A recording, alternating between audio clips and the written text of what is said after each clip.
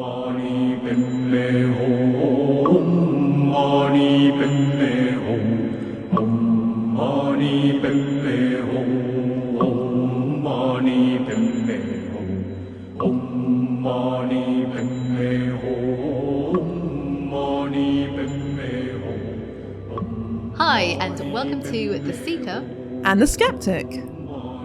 I'm Kat, and I'm the flaky, unpredictable, maybe a bit irrational Seeker. And I'm Rebecca. I'll be your sarcastic, grumpy, close-minded, skeptical host. Or maybe we should just be ourselves. Sounds good to me. This podcast is going to dive deep into the controversial topics that some may call new age, or woo-woo, or just plain foolish. And hopefully look at them with a skeptical but open-minded approach that will encourage understanding and acceptance from both the skeptics and the seekers.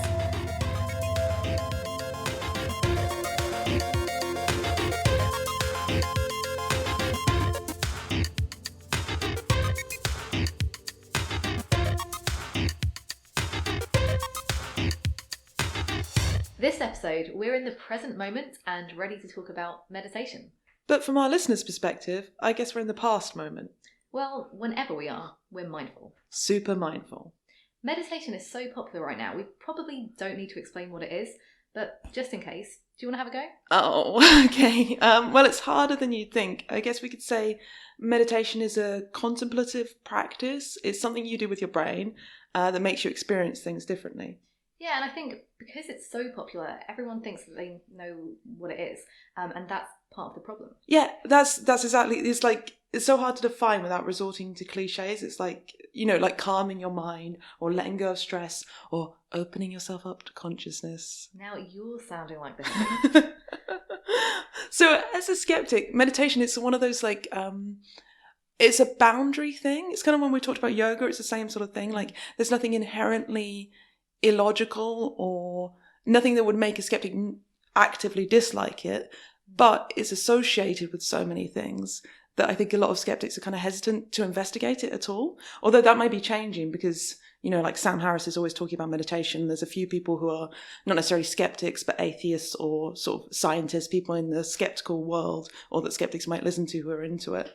I guess I've never actually been that skeptical about it because I got into meditation before I got into skepticism. Right. And it's just been part of my life for such a long time that it wasn't until I started researching this show that I started thinking about it in a more skeptical way. Yeah, similarly, I got into meditation before I was in more of a seeker. Yeah.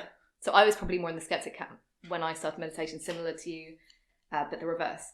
Yeah, it's weird, isn't it? It's like I never bothered to look into the scientific research on it or anything. It was just a part of my life that I've been doing for such a long time. So researching this show has actually really quite unsettled a lot of my thoughts about it. See it. Yeah, I mean, now it's kind of like people saying, I liked meditation before it was cool. It's basically oh yeah, that's what we're saying. Oh God, we're meditation hipsters. Right. But I think that is an interesting thing. And at the moment, it's probably, I wouldn't say it's peaking, but it just continues to become more popular in the Western world. And I heard somebody the other day say it's, meant to be this year, 2019, like a $7 billion industry or something insane like that. And I don't know if that's going to be putting off a lot of the traditional meditators. Yeah. But I know for me, it's made me question a little bit more some of the techniques and maybe the businesses behind meditation. Yeah, this is a classic hipster thing, right? We're saying, so we were into it before it's cool, and now it's cool, we're a bit skeptical. Yeah. Exactly. So when did you first get into meditation? Well, I accidentally got into it. I was going to a local gym, going to a body balance class, which we talk a bit about in the yoga episode maybe. And at the end of a yoga class, traditionally you lie in Shavasana, and that's when you're meant to basically meditate. Corpse pose. Corpse pose, exactly. Sorry, I was talking woo-woo language. No, that's really probably offensive. I'm sorry, Sanskrit. But yes, I realised that this was the part which affected me the most, and over time I was seeing my mind settle a bit more and be less agitated and angry, and I was like, oh, well, this is meditation. Maybe I should learn a bit more about meditation. And that became slowly but surely a separate practice, to the point where, you know, a year or two ago I was going to meditation retreats. It's pretty much a daily habit, I would say. So you're doing the corpse pose. For people who haven't listened to our yoga episode or never been to yoga class, basically after you do all your stretching, you lie down on your back, prone, like your palms up, very like vulnerable position, just lying there, and you close your eyes, and usually the yoga teacher will lead you through a meditation. They'll say like, imagine your whole body relaxing. Sometimes they say imagine a white light, or they'll give you some kind of visual inspiration. So when you took that out of the yoga class and went home with it, were you doing the same thing? Or yeah, I'm trying to remember. I think it was a mixture, but it wasn't long before I found classes. So I was going to the London Theosophy Society, and actually they taught me some great meditation techniques, just sitting in chairs in a circle, and we went through various techniques, from body scans to you know, focusing on a candle in the center of the room, and taught us a really, really nice mantra, which I cannot remember. And so were they sort of giving you different techniques to see which one you like, a sort of pick and mix? Exactly, and that really suited me. And I remember thinking, oh wow, there are so many, you know, tools to have, tools at my disposal to really work on this. And more I was just getting into that simultaneously with yoga. Then maybe, you know, a year or two later, I started playing with apps for meditation, and guided meditations. So some of them were Headspace. Decided I was a bit allergic to Andy's voice. And it's kind of like a Marmite thing, right? Some people love it, some people I don't think I've ever heard. I've never tried Headspace, so I don't. Well, if you this is an American guy. No, unfortunately, he's from Essex. I would probably. I think if you're from England, you might like it less, and if you're from, in the same way that that's interesting. I just assume that people like their accent. I think it's the opposite, but I think that's maybe just for me. Yeah, so I like the opposite. Anyway, all accents are equal. It's great. And then Calm, which I actually really like, because that's just a bit more chill. It's usually just musical sounds.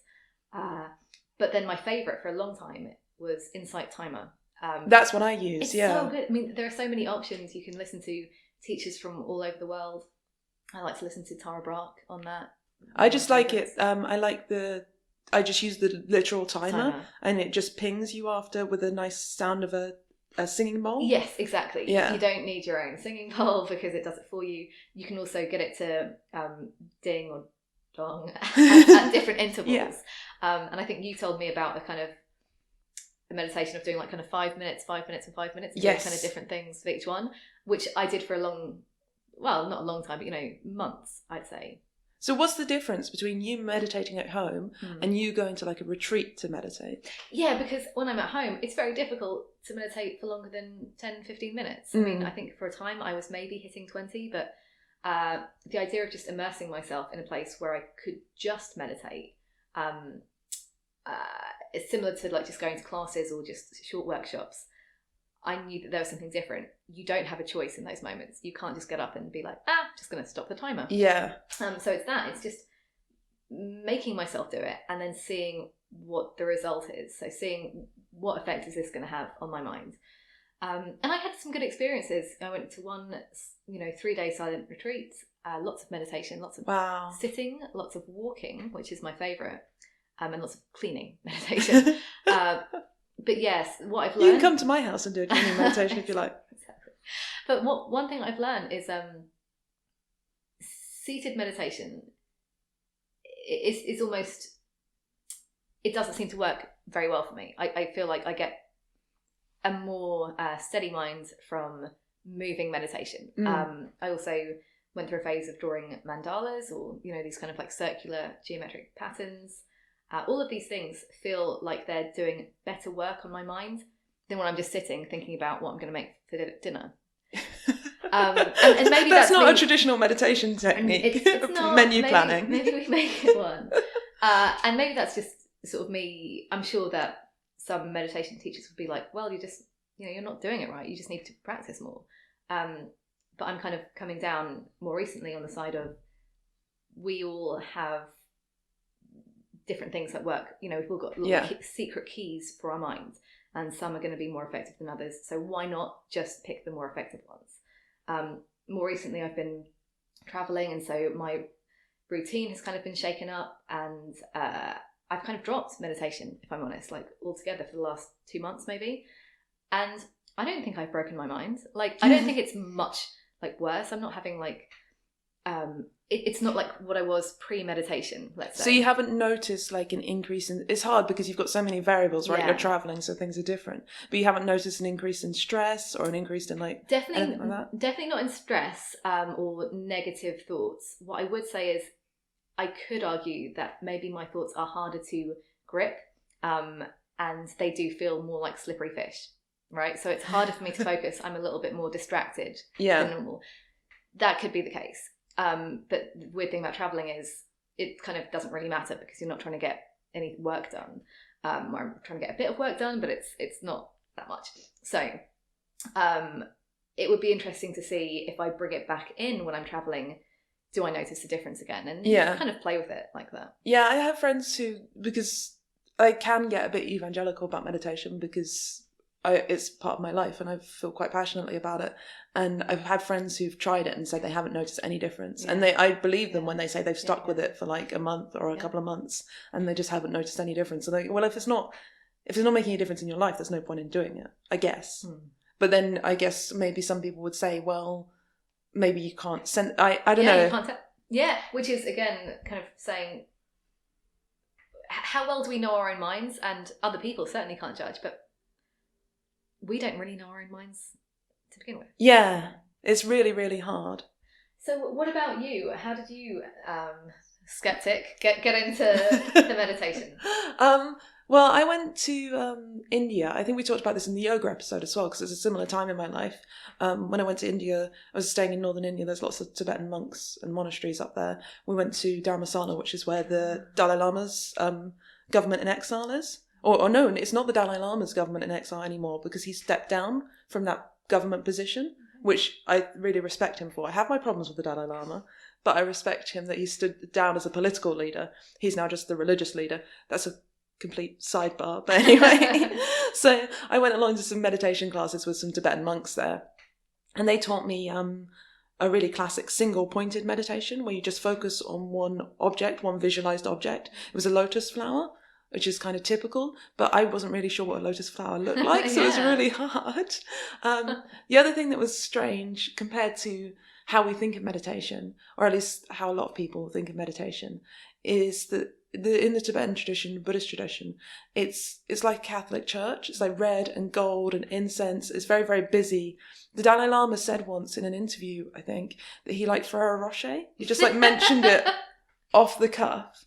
And since he mentioned that, all Tibetan Buddhists bring Ferrero Rocher to his temples and leave them in little piles. So you're just surrounded, all the walls are red, it's all the gold things, and then there's little piles of Ferrero Rocher everywhere. It's like heaven. Exactly. They've gone, it's very, very strange. And digestive biscuits, a lot of those as well. I guess he must have mentioned at some point that he liked digestive biscuits. I mean, I think I have a similar taste. So yeah, that's where I learned to meditate, and I didn't really take it that seriously. It was just like, oh, I want to experience the culture. I want to see what this thing is about. And then at some point, I started reading more deeply into what meditation was supposed to be for. I think maybe someone lent me a book whilst I was there, and I eventually actually sat down and read it. And I started reading about enlightenment and the whole concept in the Tibetan tradition of enlightenment, because that's why they're meditating. Right. And this is one of the strange things about the modern Western conception of meditation, how different it is from where I first encountered it. Sure.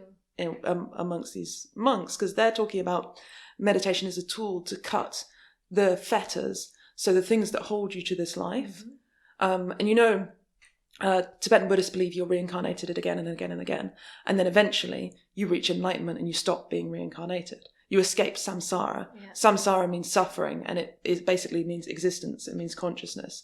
So meditation is a tool that they use to slowly cut through all the things that keep them rooted into the world. Sure. And then eventually, once the last one's gone, they're enlightened.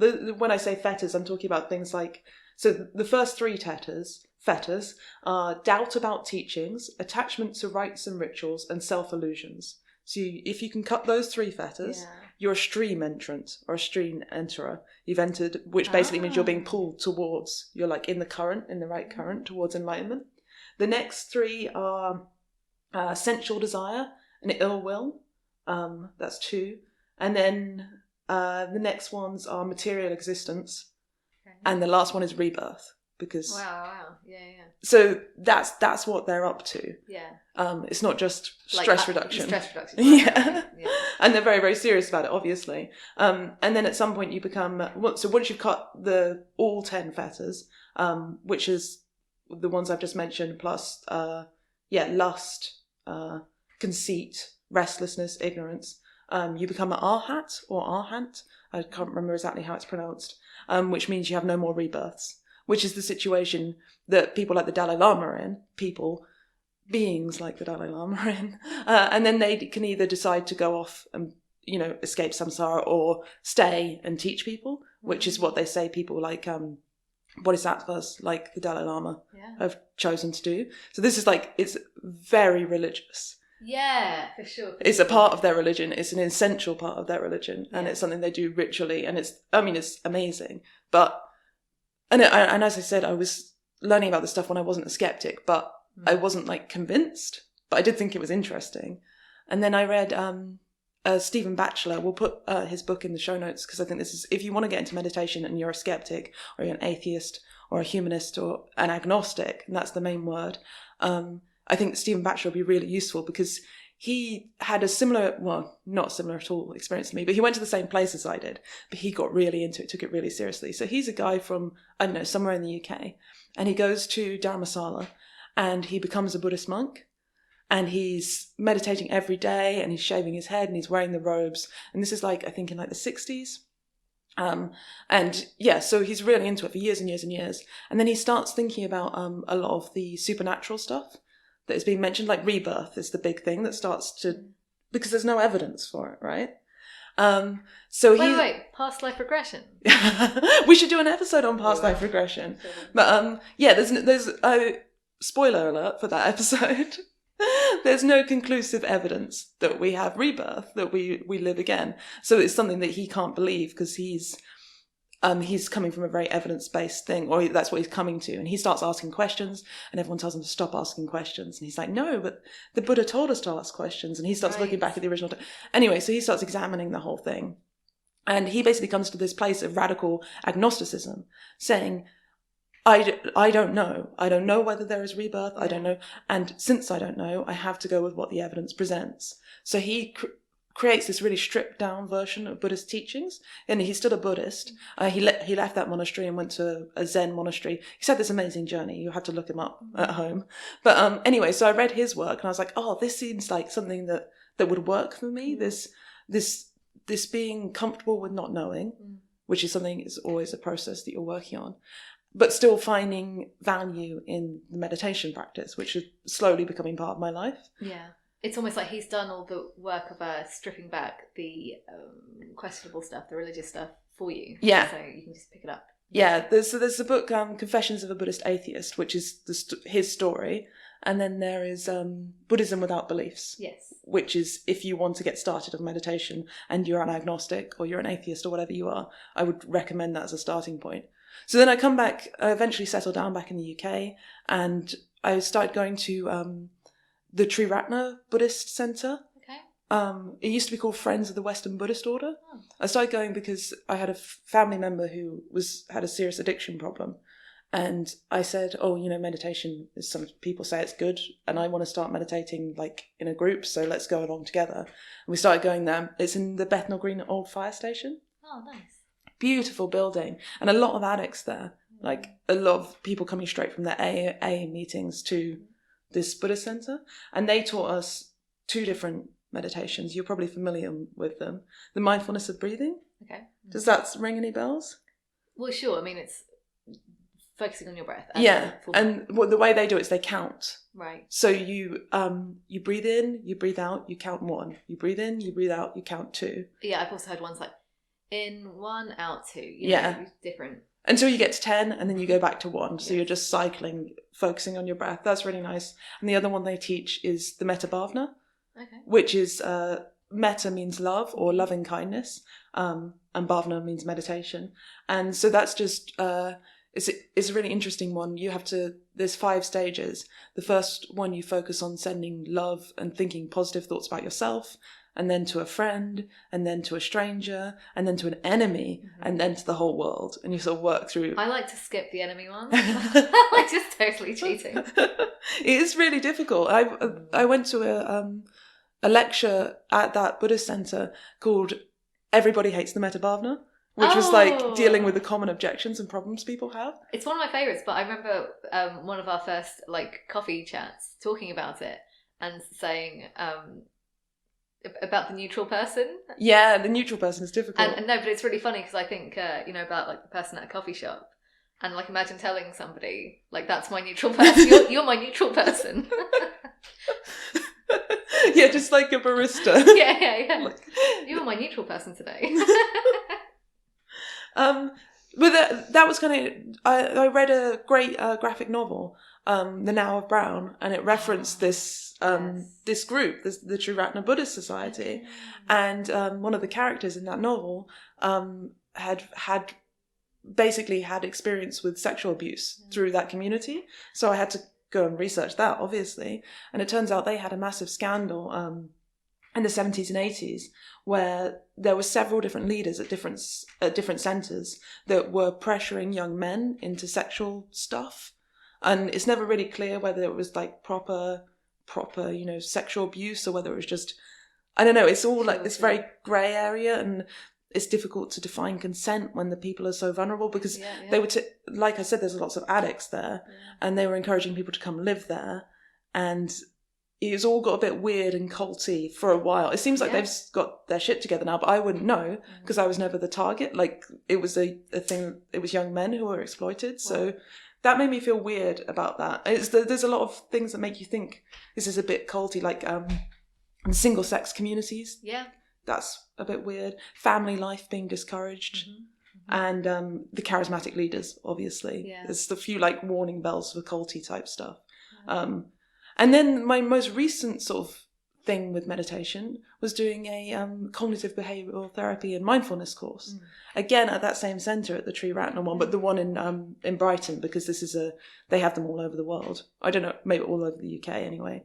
And that was, as you might expect, a blend of CBT, cognitive behavioural therapy, and mindfulness meditation. And it was specifically to help with depression, stress, and anxiety. It's like a group of, 12 of us. And we had a 9-week course, £160, 9-week course. You come along once a week, and you were given homework and like practices to do. I'd love that. I think it would be really good for you next time you stay still long enough to stay in one country long enough, 9 weeks. So it was lots of body scan meditation, which is focusing on the different areas of your body. And then as the homework, it was lots of like noticing what you're doing whilst you're doing it and coming back, because we do a lot of stuff. I mean, the classic example is driving. Like if it's a route you drive a lot, often you're not really paying attention to.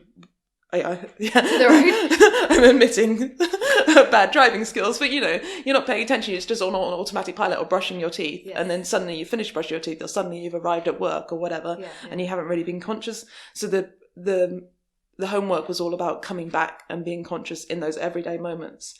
And it's just this idea that if you're more switched on and paying attention to what you're thinking and what you're doing, then you can notice when the thoughts that start making you feel depressed or anxious come up, and sort of nip them in the bud, instead of letting them develop into something. And this, just to butt in, is something that I've noticed in myself that I have genuinely become better at over the years. This ability to reflect back on your thoughts, like almost instantly. To, like you said, nip them in the bud. And that is almost like a practice that just happens over time. It's like strengthening a muscle. And that truly is, if I could say anything that's the biggest benefit I've seen from meditation, it is that. But what I wonder is, obviously throughout all my experiences with meditation, I've also been getting older. And maybe this is just a natural part of getting older, and I'm attributing it to meditation. I don't know, because I would say that some people are naturally more chill. Yeah. Right? And maybe their thoughts are less distracted and less negative in that sense Yeah. as well. Like, I do think there's something to do with how your brain is naturally wired, potentially. I don't know.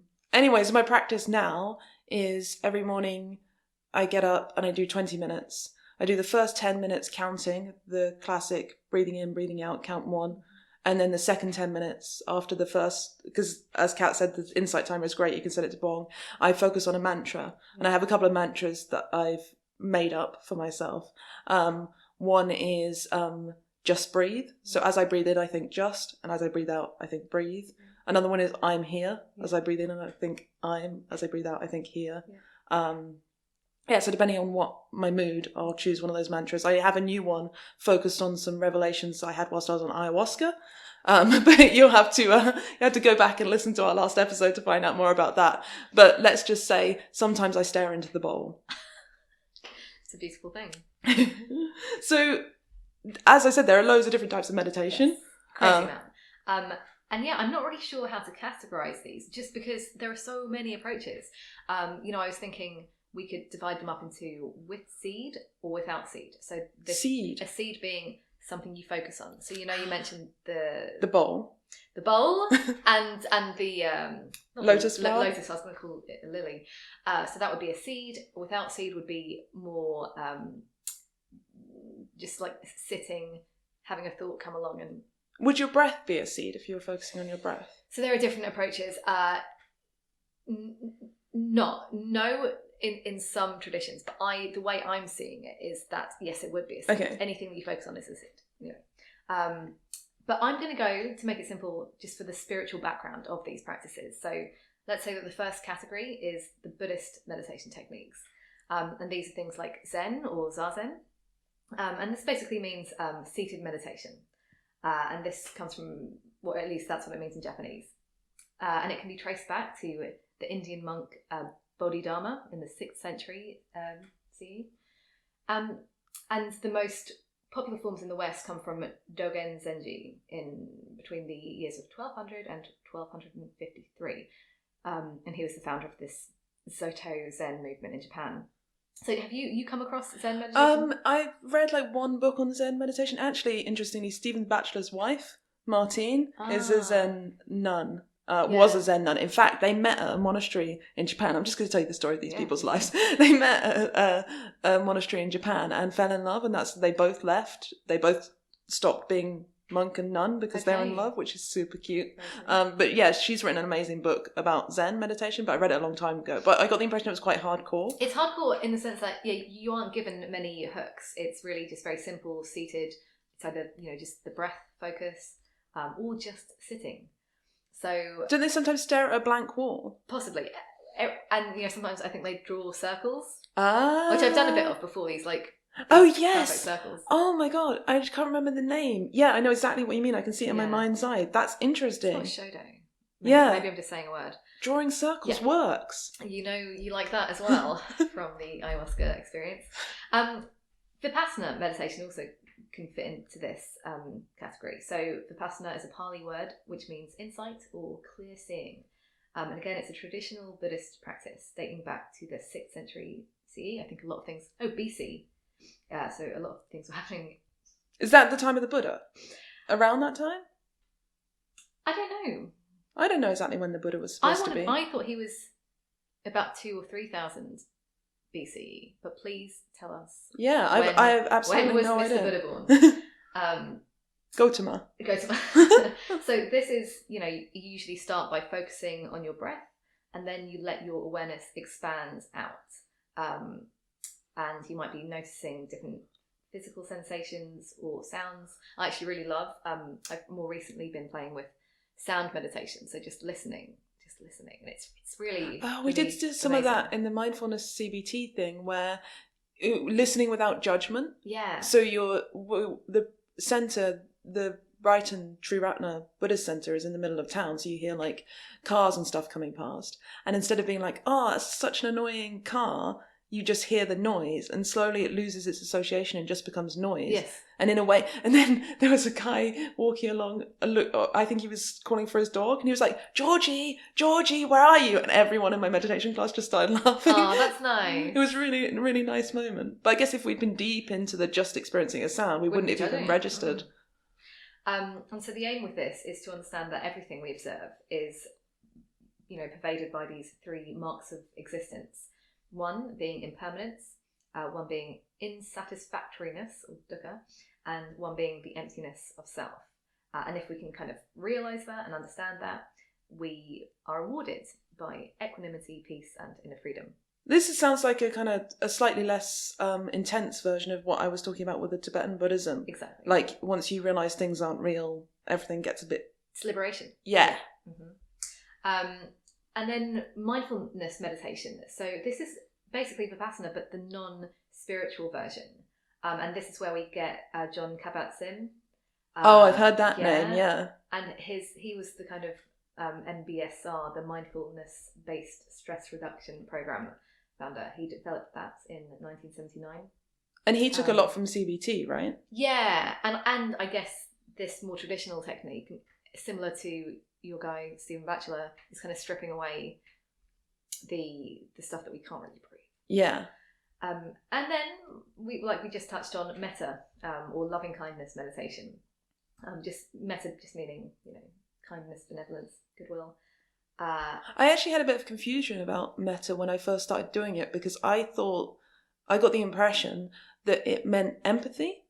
Okay. So when I was trying to do the thing and I was trying to send loving kindness out to the whole world, that felt very overwhelming. Wow. Because you think about all the suffering in the world. Yes.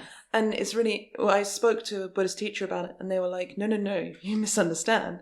It's not about feeling what they're feeling. It's compassion. It's not empathy. And separating those two concepts out were really useful to me. And I think it's useful in life in general. I mean, empathy is emphasised a lot enough, and maybe we even have an episode about the idea of empathy one day. But I found this one a really lovely one. I really like practices which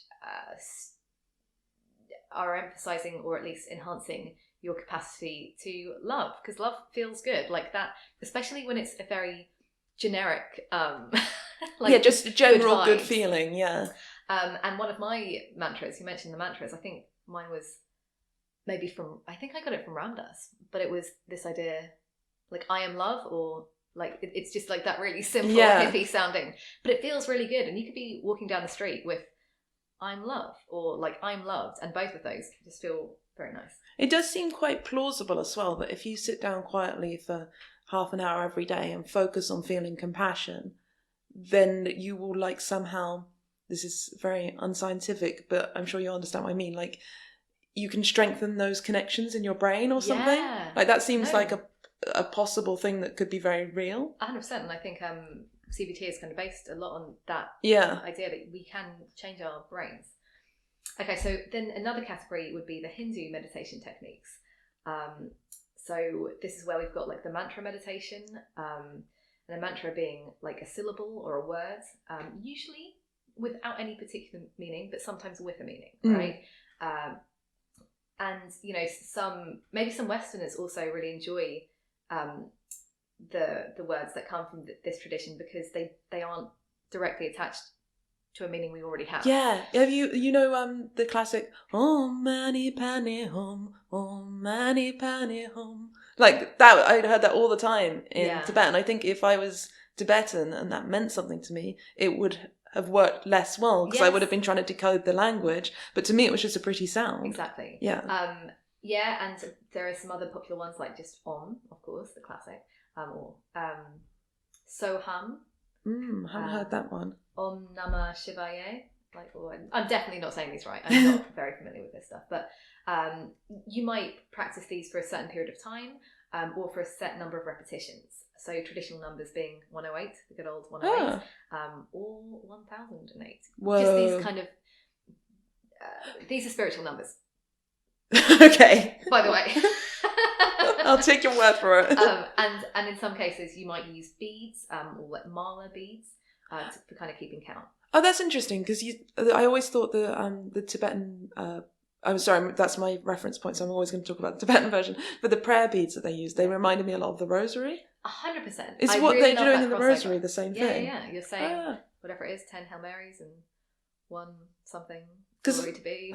I was always thinking, like, it's weird that meditation is so associated with the East. Yeah. When we have, like, you know, like Thomas Aquinas, he was into meditation, wasn't he? Or some sort of... So we'll come to that. Oh, okay. Sorry. Spoilers. Yeah. I was very excited at this possibility, but anyway. We've also got TM, or transcendental meditation. Oh, I want to talk a bit about that. I had that marked to talk about when we got to the harms of meditation. So this was the mantra meditation introduced by the famous Maharishi Mahesh Yogi in 1955 in India and the West. So in the late 60s and early 70s, Maharishi achieved fame as the guru to the Beatles, the Beach Boys, and other celebrities. Yeah. We all love a bit of him. But for a while we did anyway. Yes. Transcendental meditation, it's not free, you know, so the only way to learn properly is to pay one of the licensed instructors. The support does seem to be good that they give you. There is a lot of support, which I think is really useful when you're really undertaking a meditation practice. And basically we do know that it involves the use of a mantra. You are given a mantra, even though there aren't limitless mantras. There are like maybe... Would you like 20. To know what your mantra would be? I would like to. I did a bit of research on this because I was are you giving me a mantra? I'm giving you a mantra right now. And I'll give the listeners a mantra as well, if you like. So these are the mantras as of 1969. So the reason I started researching this, because I was like, I love meditation so much, it's part of my life, but this is the Seeker and the Skeptic. I'm the skeptic. I have to find something to be skeptical about. And so I started looking into different types of meditation and the way that they overlap sometimes with cults. And transcendental meditation came up a lot. People think it's a cult. And that's debatable. That's what people think, though. One of the big things that people are very disillusioned about with TM is that they go and they pay their money and they have a ceremony and they're given a mantra that is supposedly very special and unique to them, and they're not allowed to tell anyone that. And the reason they're not allowed to tell anyone it is because it's not special and unique to them. There's only like 6 of them. So only 6.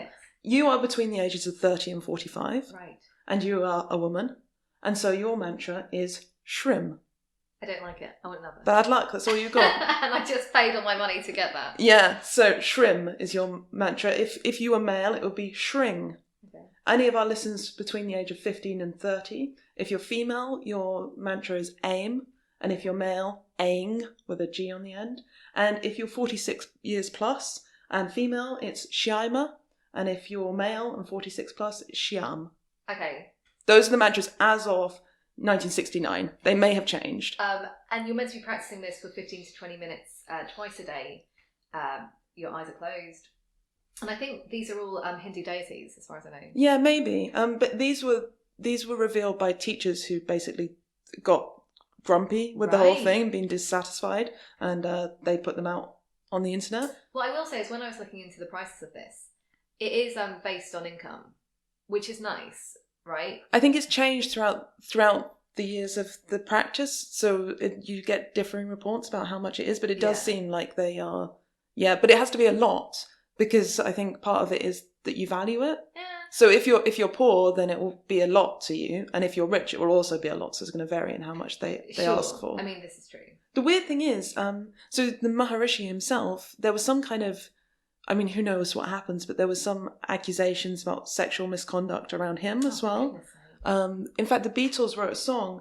What was the song? I can't remember off the top of my head. I'm sure you find it very quickly by Googling. But one of their songs is about him and about realising that he's a bad guy, basically. Oh. But then later, one of them, who knows which one of the Beatles was like, oh, actually, looking back on it, I don't think he was such a bad guy. So it was all like... Oh, wow. Yeah, it was a bit of confusion, but TM suddenly seems to be coming up on my Instagram all the time. Yeah, I can imagine. Have you seen that? I haven't, but They keep offering me courses in Brighton. Yeah, I can imagine you fit into the demographic. Yeah. Like, genuinely. Yeah. And I hear it, like, some of my favourite podcasters talk about it and really swear by it. There's been 2 recent articles in the New York Times and the Guardian, and they're both just completely positive. Don't mention any of the dodgy sex stuff. Don't mention the money. In the Guardian one, he doesn't mention money at all. So I was like, oh, if they changed their ways and they're not asking for money anymore. But I go to the TM website and they do mention a fee. Yeah. They don't tell you how much. I think this again would make a great future episode, because there's the Maharishi Golden Dome. It's called Siddha Land. Siddha are like the stages that you move through. You move through the Siddhas in TM. It's in Skelmersdale, which is north of Liverpool. Wow, no way. They wanted to create a whole TM community there. Wow. And there are kids who grew up in TM, and they have their own schools and everything. Yeah, you can go for a sounding course where you learn the basics. Yeah. It's 250 quid. That's not so bad. Covers meals and accommodation. Cool. Yeah, so that's definitely something we can maybe aim towards, especially if you guys start supporting us via Patreon. Oh yeah. So then we've got yoga as a meditation. Oh, before we leave TM though, should probably mention that they promise that you can fly if you do it long enough. Yogic flying. Well, drop the mic. I'm going to sign up. So £250 may seem expensive, but if I can fly. Yeah, if they do like this little when you're sitting in the lotus position, then you sort of hop up a little bit. Yeah. That's basically what they're doing. Oh. And if you look for yogic flying, if you do a Google image search, you'll see people just sort of hopping. Yeah, what do they call it in Ashtanga as a pose? Oh, is this a thing in yoga as well? Well, like one of the closing poses with the Ashtanga sequence, which is a sequence of repeated postures, you are doing a lotus position and you're using your hands to kind of push yourself up. And maybe we can take a photo of us attempting to that's a great idea. Yeah, we'll put it on our Instagram. And speaking of yoga, of course, like this is part of it. This idea of you're bringing about the union with your little self and the big self, or Atman and Brahman, or soul and God, as well as, calming the mind and freeing it from crap. Yoga is a form of meditation. It's just like part of it. Part of it is the physical practice, but the other parts of it are also to do with like breathing, contemplation, all of these. It's a whole world. Yeah, I think we talked in the yoga episode about how yoga almost started as meditation, and then the movements are something that's been added on later. The postures, the asanas, are just a little slice of it. Kundalini meditation is again very complex. The Hindu meditation forms seem to be some of the more complex ones, and the goal here is you're awakening the Kundalini energy, which lies kind of coiled up like a snake at the base of your spine. And you're trying to develop these kind of psychic centers in the body, or chakras, and eventually enlightenment when it comes kind of like out of the top of your head. Again, we spoke about this in the yoga. That's all about chanting and repeating weird sounds, right? This is quite a funny one, because there are apparently several dangers associated with this practice, and you should not be attempting to do the Kundalini awakening before you're ready or without the guidance of a qualified yogi. And there's this famous tale of Gopi Krishna, who basically awakened the Kundalini too early and had a bit of a bad time. And he's often cited as, by the people who say be careful with the awakening of the Kundalini. What's a bit of a bad time? So I'm going to read out a little bit. The illumination grew brighter and brighter, the roaring louder. I experienced a rocking sensation and then felt myself slipping out of my body, entirely enveloped in a halo of light. I felt the point of consciousness that was myself growing wider, surrounded by waves of light. I was now all of consciousness, without any outline, without any idea of a corporeal appendage, without any feeling or sensation coming from the senses, immersed in a sea of light, simultaneously conscious and aware of every point, spread out, as it were, in all directions, without any barrier or material obstruction. Wow. So, he experienced 12 years of alternating bliss and depression. 12 years? But but so he's going between that and depression quite... and some other people talk about ascension flu, this idea that you're getting sick a lot after the Kundalini awakening. And more disturbingly, Kundalini psychosis. Symptoms include intense heat or pressure in the head or heart, visual and auditory hallucinations, paranoia, disorientation, obsessive thinking, and insomnia. Wow. And these symptoms can persist for days, weeks, or even longer. I don't think this is unique to Kundalini though, because I started looking into this. It's often called like spiritual crisis is brought on by meditation. And it's basically, we were talking about how in the Buddhist tradition, the meditation is meant to make you lose your connections to the world. Yeah. And that the way they frame that is it's very positive and liberating. But you can see the flip side of that would be like alienating. Yeah, really, really scary. Like, because you're not part of this world, and if you're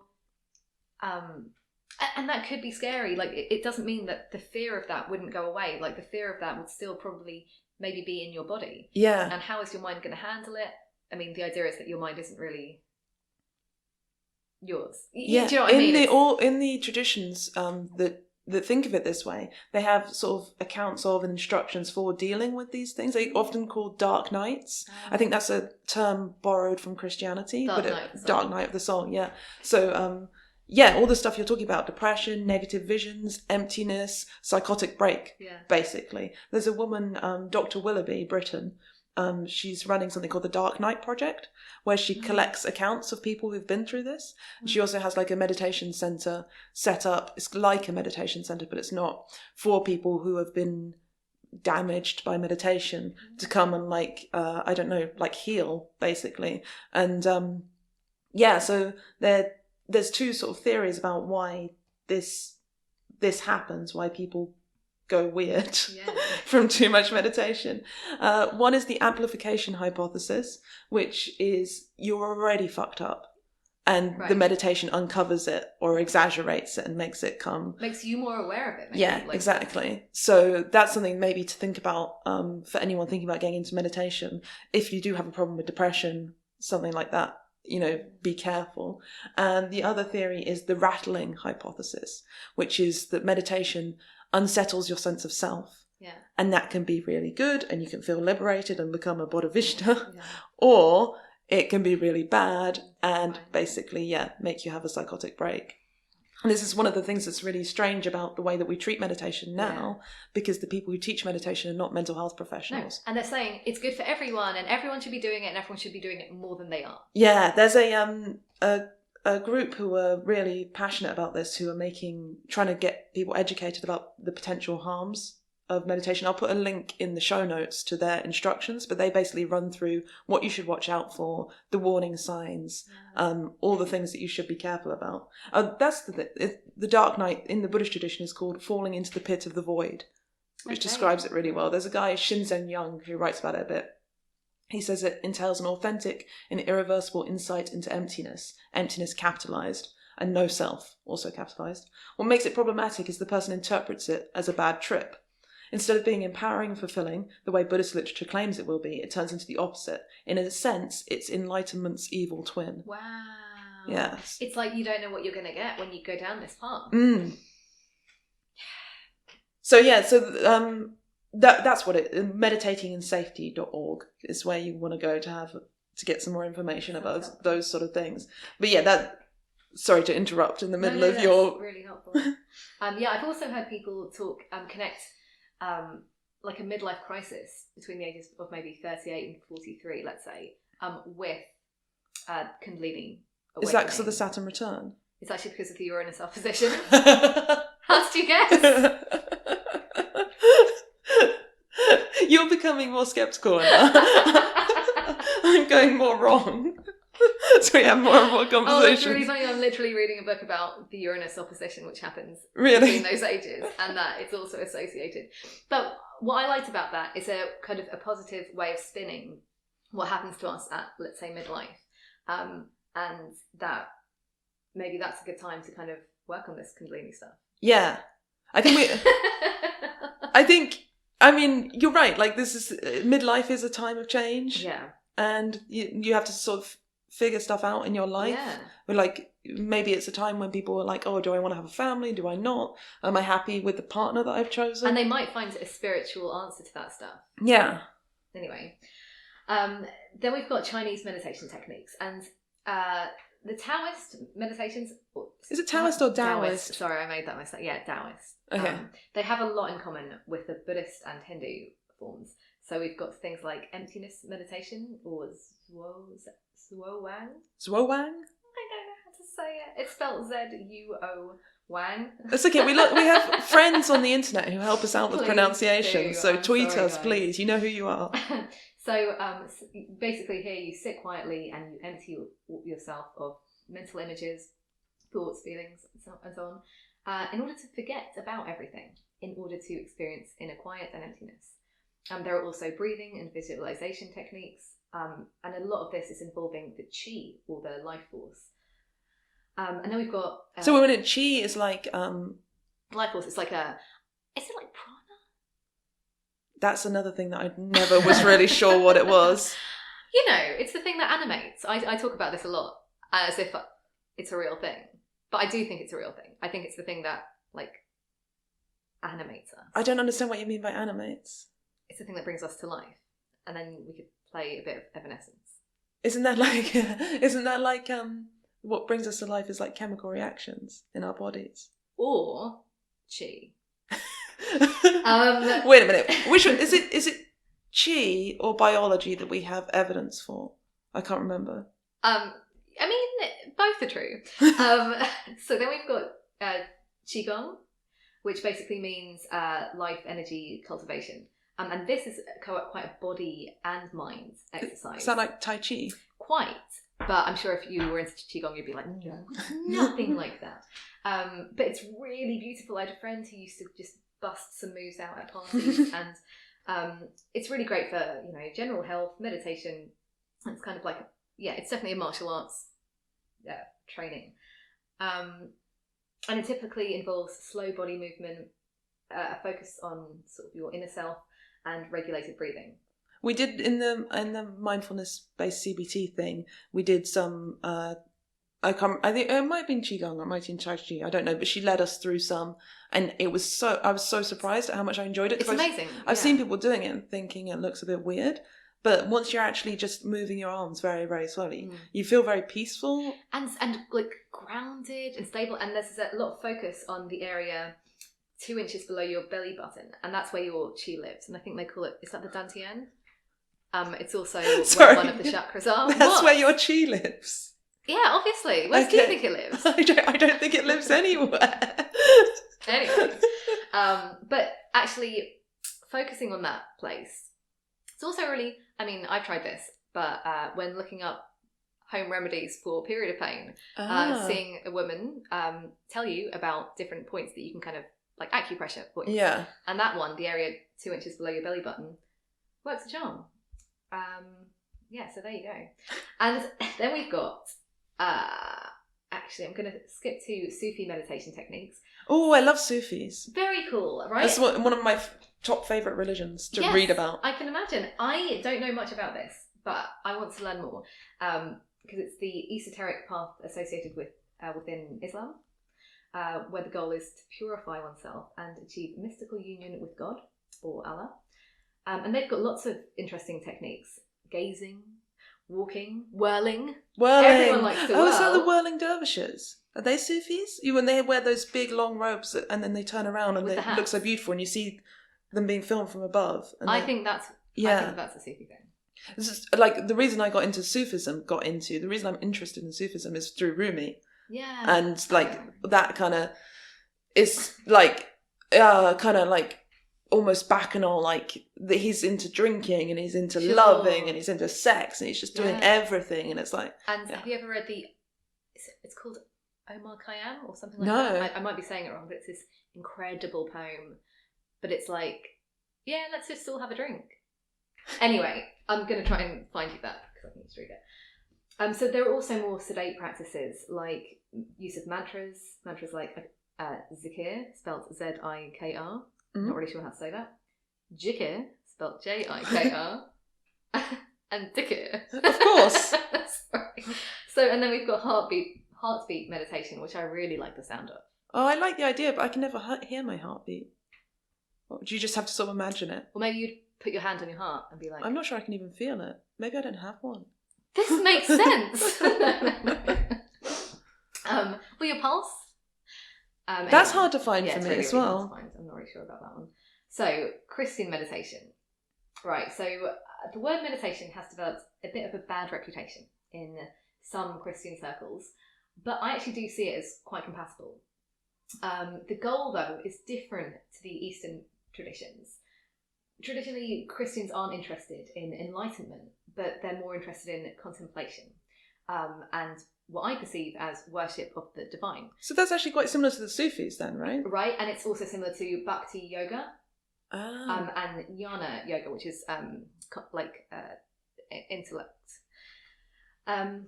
You've got prayer or just sitting in silent contemplation, and you might be focusing on the words of God or in the words in the Bible. And these are sort of the most common ways I would see Christians interpret meditation. Yeah. I remember talking to my dad about meditation and saying how much I loved it and everyone should be doing it, doing the whole evangelical meditative thing, as many of us go through. And he was like, I've been meditating my whole life, but I call it prayer. Like, I don't need to do anything else. Like, that to me is the thing. And you've got some reference to it in the Bible. Let's say, I've got one from Joshua 1:8. This book of the law shall not depart from your mouth, but you shall meditate on it day and night, so that you may be careful to do according to all that is written in it.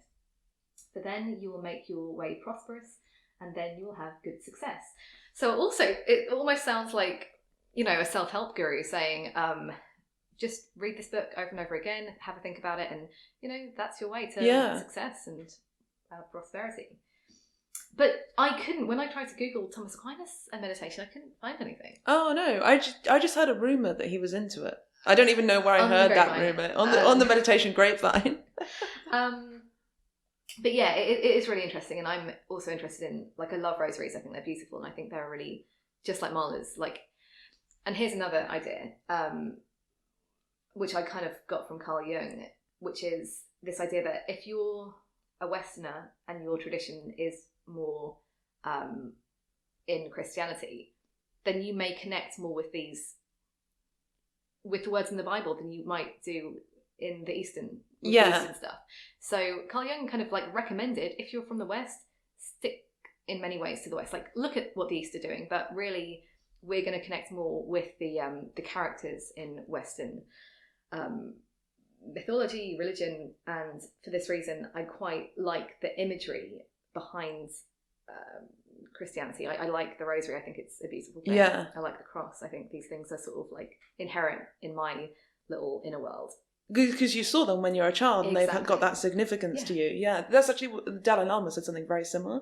He said something like, I don't think Western people should become Buddhists. I think they should follow their own paths. He's all about, he's about contemplation and compassion. Yeah. He doesn't care which skin direction you you do put it through. That's the thing. It doesn't matter what skin you put over it. It's find the thing that works for you. Although the Dalai Lama has a bit of a strange thing going on, because when he speaks to Tibetan people in Tibetan, he says very different things to what he says when he's speaking in English to English people. And I think he's much more religiously dogmatic when he speaks in Tibetan to Tibetan people, and we just don't hear that. For example, there's been all sorts of little schisms in Buddhism that he's put his foot down about and said, no, it's this way. And which sounds completely out of character from what we think of as the Dalai Lama, because it seems like, but that's what people are looking to him for. So maybe he's just giving the people what they want. Maybe, yeah, I don't know, but he's a strange character. I mean, he believes, or he was brought up to believe, that he's a reincarnated Bodhisattva, so you would be a strange character, wouldn't you? But yeah, he's got a good taste in sweet treats. So then we've kind of got these uncategorized, non-spiritual forms of meditation, guided meditations, listening to experienced meditation teachers online or on apps. We've got apps now like meditation.live, which you are tuning in using the app to a live class happening somewhere else in the world with other people live, which I think is a really nice idea. You can do that from your phone. Yeah, I guess. And when I do on the Insight timer, it has, because I'm just using the timer, I'm not using a guided meditation. I'm not aware that there's any human interaction. I use it just like an alarm. But after I finish, sometimes a little photo of someone in a circle will pop up, and it says Barry meditated with you today. Yeah. And I'm like, oh. I kind of like it. It's weird. Yeah, I don't know. Have you ever? I used to think I was going to start using Insight Timer to chat to people. Yeah, I think you can, can't It's you? like Because if I amazing. click on Barry's face, then I could send him a little message saying, Yeah. "Oh, what a lovely meditation we had together." Look I don't at know. that The whole thing is weird. weird to me because for me, meditation is very private. Very private. Yeah. But I think there's something powerful about doing it with people as well. Anyway, so some examples of popular teachers are Thich Nhat Hanh. Oh, I've heard that name. Yeah. And Tara Brach. And these guys and gals, are rooted in authentic Buddhist practices. You've got guided imagery, so you might be guided through like an entire scene or a journey. Have you ever done one like that where we're walking into a forest and there's light shining through the trees? Yeah. Which are nice. I mean, they're very relaxing. Some would say that these could be used for healing purposes, others wouldn't.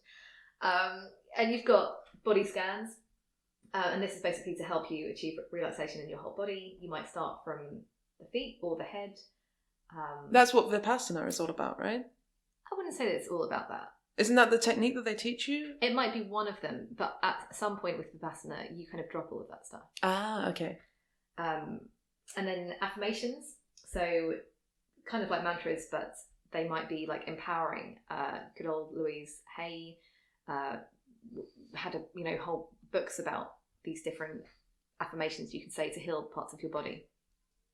And binaural beats, and I wasn't really expecting to come up across this in my research, but binaural beats were originally discovered in 1839, which is like way... Wait a minute, you're going to have to explain what binaural beats are. I will. But he basically discovered, sorry, I didn't get to that part, biophysicist Heinrich Wilhelm Dove, and he found out that when signals of two different frequencies are presented separately, one to each of your ears, your brain detects this kind of slight variation between the frequencies and tries to reconcile that difference. And in that, the brain wave that gets associated, this alpha wave state of 10 hertz, this is what's associated with the initial stages of meditation. And there is quite a lot of like science to kind of show that these beats are doing something in our brains. And that's really interesting. I mean, everything's doing something in our brains, as we often say. That seems like I don't really know anything about it, but it seems like a fun project. This is your homework, listeners. Go away and look at the research on binaural beats and get back to us and let us know what you think. Because the first thing I want to look for is large-scale meta-studies on something like this. Because it just seems a bit like, I don't know, it seems a little bit vague, and anything to do with the brain makes my skeptical senses prick up, because it's like, people kind of exaggerate how much we can know from brain scans, and I don't know, it seems all a bit too vague for my likings. But maybe you'll dig into it and find there's absolutely loads of evidence to support it and that it's completely for real. But I don't know, it makes me suspicious. But I have no evidence for my suspicions. So I mean, measuring brainwaves, it's as good as it gets. I mean, people are really doing their best with that kind of study. It's like, I don't know what else you could really use to see what the brain is doing. Well, presumably they're making a claim. What's the claim? Well, the claim is when you're meditating, like real meditation, your brain is going into a different state, and that can be literally measured by measuring the frequencies. And let's say that the alpha brain state is, let's say it's 10 hertz, whatever that means. And when a brain is listening to these binaural beats, one different frequency in each ear, that same brain state as when you're meditating is produced. Okay. And that's so a brain meditating looks the same as a brain listening to these beats. Yeah. So what we'd want to do then is look at other things and see if there's any other things that also make your brain look the same. And this is the thing, you would give somebody some chocolate cake and it's producing a different brain state. So there is definitely science behind this. I mean, there's science there. I'd be interested to see how good it was, because I don't know whether we're ready to get onto science. I think we're ready. Are we ready to get onto science? Yes. I'm feeling like we're ready to get onto science. So my research, and again, I'm not a scientist, and I don't know really. I do my best, but reading scientific papers is not really my jam. They're a bit boring. Lots of data, but so from my research, the thing that I've found is that most studies on meditation are just rubbish, really poorly done. Womp womp. Yeah. They don't have control groups often. In a 2017 meta-analysis of loads and loads of the research on meditation, they found only 9% of studies have a control group. Oh my goodness. Exactly. So they have nothing to compare it to. So they can say, look, these things are happening in your brain when you're meditating. But it could have been happening anyway. Exactly. Right. So that's really frustrating. So when you look at those 9% of studies, and whether usually the control groups are for relaxation, because that's one of the theories that's what's happening when you're meditating, you're relaxing. So they'll put the one group who are meditating, and the other group will just be like listening to some music or, just chilling out, relaxing. And once they add in that control group, they find the results. The positive results from meditation they go down dramatically. So I can just listen to music? So a big part of the positive results from meditation is relaxation. Sure. Which is interesting. But one of the problems with all these studies, because a lot of people would say, and fair enough, meditation isn't about relaxation. Yeah. We just talked about it's about liberation. It's like all about all of these things. This is a complicated spiritual thing. The way we do it in the West, where we just focus on relaxation, maybe that's not the right way to do it. And that's one of the main problems with studying meditation. No one has a clear definition of what it is. We've just been talking for like half an hour about all the different types of meditation, the way different people think of it. To study something, you need to have a clear definition. Yeah. No one has a clear definition of meditation. Yeah. And even if you did, how on earth would you check that your subjects were doing it right? No. You can tell them to do that, but you don't know what they're thinking. Yeah. Like you say, you could just be thinking, oh, what am I going to eat for dinner? And your version of this is what always gets me. It's like when I think that I'm sitting down to meditate, I wonder, and I'm sure many of us have had this experience of thinking, am I doing it right? Yeah. And like you see your thoughts and you think oh no, I'm just going to let that one pass.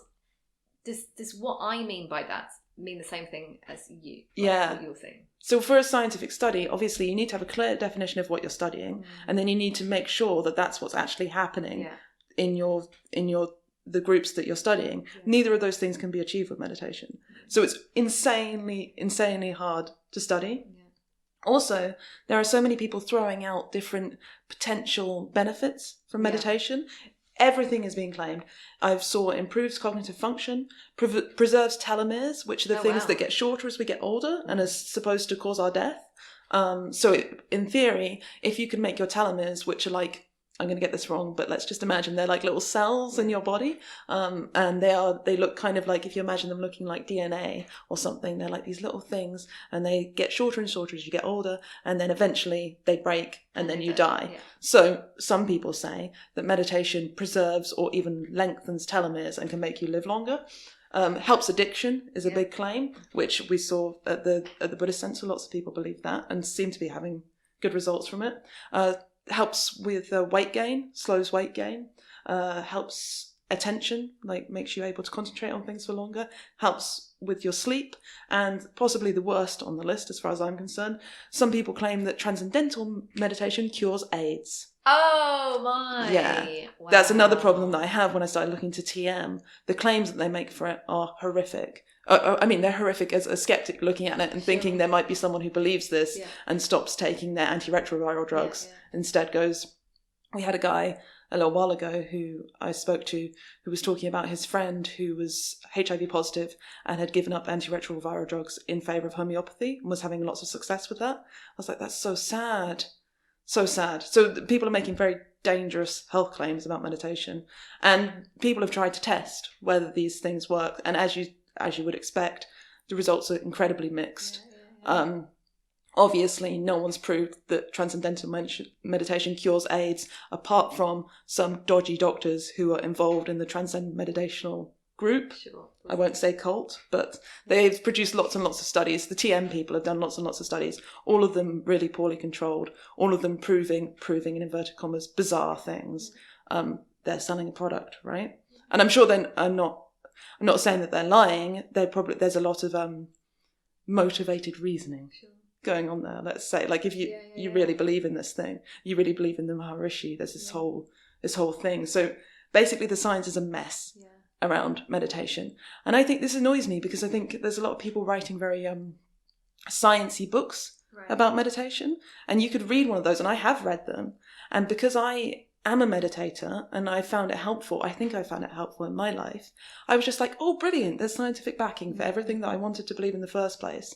And it wasn't until I started researching this, I was like, wait a minute, all these people that I think of as respectable people who have really looked at the science, and they told me it was all pretty, there was all this sort of stuff. When you look closer at it, it's like, it's not there. And it's not only not there, but in a way it can't ever be there because of the fundamental problems of definition and understanding. So, yeah, there have been... The other thing that is lacking from the research is research into negative side effects. Right. So we talked a bit about the dark night of the soul and these people having bad experiences. And when they're running scientific studies, people very, very rarely look at potential negative effects. In that same meta-analysis I was talking about from 2017... there were less than 25% of the studies monitored potential negative effects. So it's making claims it helps with anxiety, depression, all these things, but it's not actually, the 75% or more of the studies are not looking at whether those things are potentially increased or if there's anything else negative going on. There's a, you might have heard of him, Michael Persinger. He's the guy who made the God helmet.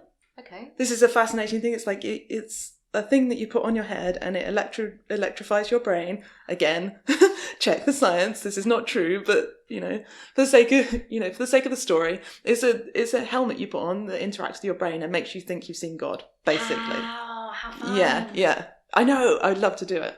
Anyway, so he did a study on meditation, and he found that like more meditators than a control group had all sorts of strange experiences, like hallucinating floating spots of light, hearing voices, feeling the floor shake. You talked before about movement, hallucinations of movement and stuff, which is something I experienced in ayahuasca. That feeling of like losing your sense of where your proprioception being screwed with. And other studies have reported that meditators, a small percentage, but some meditators complain of feeling emotionally dead, seeing the environment as unreal, two-dimensional, amorphous, all these things.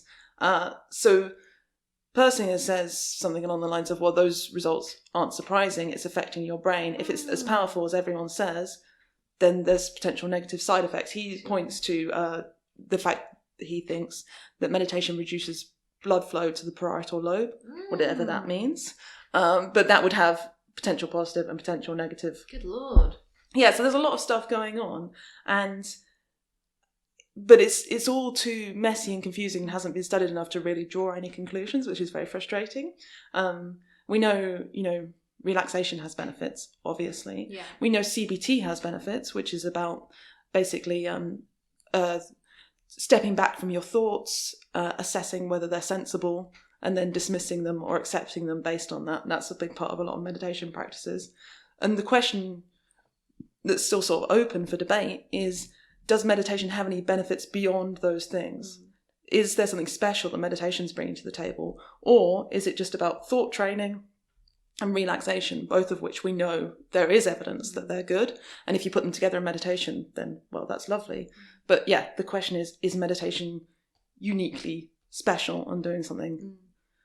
So yeah, it's kind of unsatisfying, because it would be nice to say, yes, meditation definitely works and science proves it, or no, it's all nonsense. But all we have is... Well, what I've got from what you've been saying is, and I think what we've both experienced ourselves, is it does seem to help train our thoughts, and it does seem to relax us. These are good things. Yeah. This is what I want. Whatever I do that does those things, whatever I want to call it, whether it is drawing a nice picture, going for a walk by the sea, or sitting quietly in the morning, if those things do it, that's great. I don't care what I call it. It could be called my time to shine. Like, I don't know. I could be calling it anything. But that's a much better attitude, because then maybe we wouldn't get so evangelical, and we wouldn't be pressuring people who don't naturally like the meditation to do it and say, no, you have to meditate. It's really important you do this. People who say you have to meditate for X amount of hours a day, and it's like anything less than that doesn't count. As soon as we get like strict, or say one form of meditation is better than another, or promising ludicrous things like curing AIDS, I mean, use your head. Like, obviously don't do these things. Yeah, I mean, we often come back to this, don't we? Like the claims, especially about really serious, terrifying things like AIDS or cancer. I didn't see anyone claiming that meditation could cure cancer, but it wouldn't surprise me. It's very easy to say use your head because we don't have AIDS. But if you were HIV positive, or even if you had AIDS, like people get desperate. Yeah, sure. And you can see yourself reporting down to your local TM centre and giving them the money. And I wouldn't say that it's a bad thing to do on top of everything else. Of course, like it probably would help through those times if you're feeling stressed about your illness. Yeah, maybe. I don't like the idea. I mean, obviously, I don't like the idea of people giving up the actual drugs in favour of the meditation. Yeah. Neither of us like that idea. But I also don't like the idea of someone sort of getting people when they're vulnerable, like the thing that you're most worried about, the thing that's ruining your life, and then selling you a product. If it makes you feel better, then I don't see why not. Yeah, I guess it's like time, especially if you are dying. You only have so much time left. Are you going to spend it with some guy who's charging you money to do some weird meditation technique, or are you going to spend it with people who love you? Or actually just meditating by yourself, or with a group that's not trying to sell you a product? Well, obviously be skeptical. If it doesn't feel good to spend money on this stuff, again, don't do it. It doesn't mean that TM, which does bother me because people who I, like I said, really look up to are swearing by TM in a way that's definitely almost pressured me into thinking, well, if I want to do meditation properly, I need to pay money and go to this one place. But you've just given me my mantra. So, like, maybe I don't have to do that. Well, there's something, it's called the sunk cost bias, I think, which is basically like, if you spend money on something, or the best example I can think of actually is when you're waiting for a bus and you've been waiting there for like 20 minutes. Yeah. It's really hard to give up and walk away because you're like, I've invested all this time waiting for the bus. Yeah. So, and it's the same thing if you invest however much money it is, like £250 we were looking at for the weekend introduction to TM thing. If you've invested all that money, it's very hard to admit that it wasn't so great. Or So when your friend said, how was that weekend, that meditation, learning to do TM thing, you're not going to say, well. Yeah. I mean, some people will say, oh, actually, I think I was ripped off. But most people don't like to admit they were ripped off. And they don't like to even admit it to themselves. Yeah. And so they make it valuable. And it probably is valuable to them. And, you know, there's probably a good meditation. Repeating shrim or whatever it was is probably a good meditation technique. But it's difficult. I always think this when I'm reading Amazon reviews as well, especially for something expensive. Yeah. The people, they've already spent the money. Yeah. It's very hard to admit that you've been ripped off. So that you've got to like take everything they say with a grain of salt. For sure. Yeah. So that's kind of like, that's the harms, I guess. Can you think of any more? I think for me, it would be guilting yourself when you're not doing it. Because I've recently, been playing with this idea of not meditating. And I do go through ways of like pangs of guilt for not meditating. And I think because it's getting so popular now, it's kind of like you assume everyone's doing it. And if you're not doing it, it's like you're less than, or you're not looking after yourself properly. Yeah. Which is not true. But, so basically, if you're meditating, you miss a day, don't berate yourself. Is what I'm trying to say. And I probably will get back into it, but I probably won't be so literally religious about it. I think that's a really good message. And also maybe have a look at the link we will put in the show notes about meditating and safety, so you know what to look out for. And the other thing to look out for is cults, because the weird thing is meditation is brilliant and I find it really enriching, but almost every cult you've ever heard of loves to make people meditate for hours and hours on end. That doesn't mean that meditation makes cults. I know, obviously not, but there's a reason it keeps popping up. One of the reasons is probably because it's wonderful, so it makes people keep coming back because people love to meditate. Sure.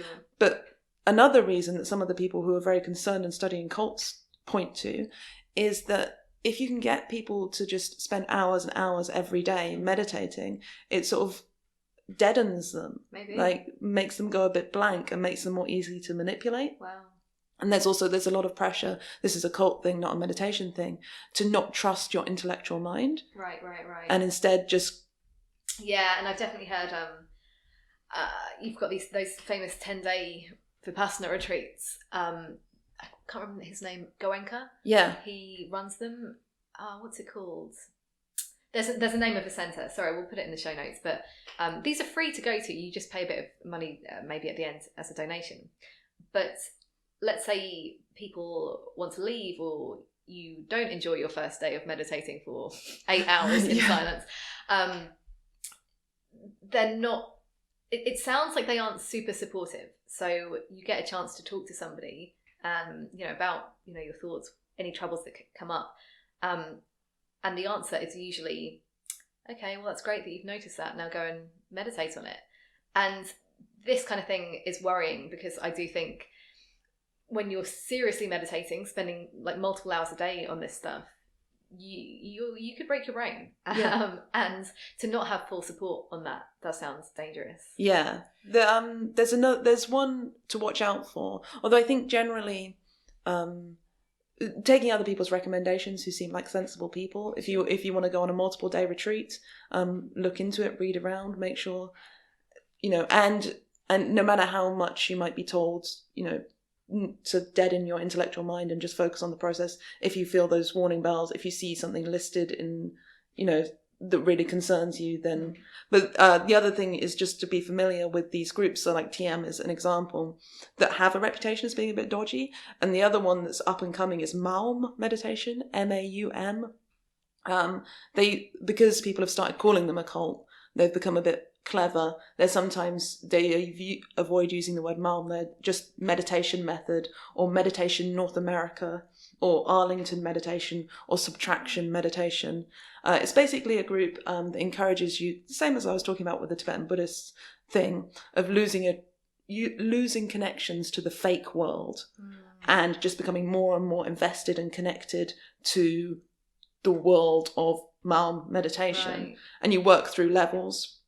You have to give $150 a month to the group, and at level 4 you start worshipping the leader. Oh, fucking hell. Yeah. So he's Wu Myung, and he's the father of the universe, and his wife is the mother of the universe. Nice. So it's lucky they found each other. And the culmination of that whole process is a trip to one of their camps in Korea or Argentina. It's like a work camp, and you have to give them basically... A work camp? Yeah. That's from the descriptions I've read on the internet. What people do there that's what they do. They work for them, and you have to give them basically what you've got left money wise at the end of that process. It's a complete emptying out of yourself. And interestingly, if you start searching around and reading people's accounts of this, a lot of people do find it valuable, because it's a deconstruction of their old life, and it leaves them like a blank canvas. It's a literal deconstruction because their bank accounts are emptied, but obviously, there's some bad sides to leaving behind all your family and giving all your money to a cult. So each to their own. Yeah. Pros and cons. So would we recommend people meditate? I think we would. But again, find what works for you. Don't be like limited by what one guru figure says. Try lots of things. Drop it if you don't like it. Yeah. Don't feel guilty about dropping it, but give it a chance, I think, because it is hard to start with. If you can, give it a couple of weeks. And we have both seen benefits. So, yes. Yeah. I mean, anecdotally, I definitely feel like I have better impulse control. That's the big thing for me. Like, if I would be tempted to shift tabs on my browser and go and have a look at social media instead of working. I feel like that's something it helps me with. Yeah. And also generally dealing with anxiety. Yeah, and it's a nice thing. I think whenever we start to kind of almost treat ourselves by giving ourselves the time, and people say they're too busy to meditate, it's like, that's because you're not giving yourself time for yourself, and it's quite nice to do something for yourself, and meditation is one of those things. It's like an act of self-respect. It is. Saying, I'm worth doing this. Yeah. I'm glad you didn't say self-love. Self-respect is even nicer. I like that. So, that's our show on meditation. Should we finish with an Om? Yes. Om.